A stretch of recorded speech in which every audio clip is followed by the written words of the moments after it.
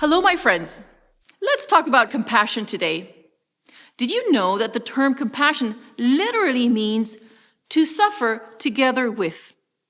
According to the experts, compassion is a feeling that arises when you see someone suffering and are moved to take action to relieve that person's suffering.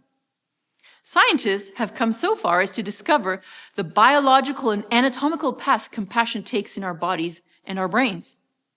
When we feel compassion, they say, our heart rate slows down, we secrete the bonding hormone, oxytocin, and regions of the brain linked to empathy, caregiving, and feelings of pleasure light up, which often results in our wanting to approach and care for other people.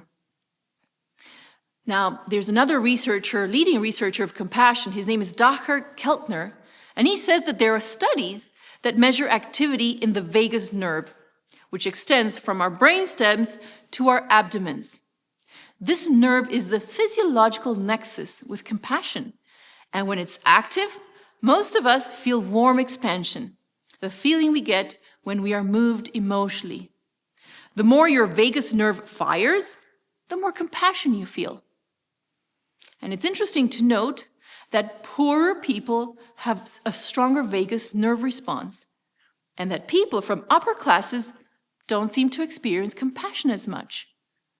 Now, people have gotten very angry at those findings, that wealth reduces compassion, and typically wealthy people also put their own self-interest first.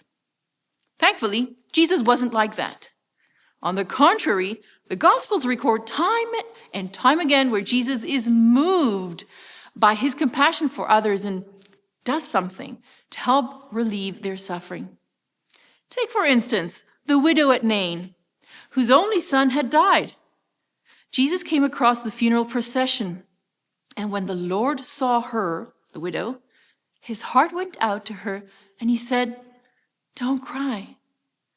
But Jesus didn't just stand there or tell her to go on her way. No, he moved to action, which is a characteristic of compassion, and raised her son from the dead. Or we have the feeding of the 5,000. Again, we read that Jesus was moved with compassion and he fed them.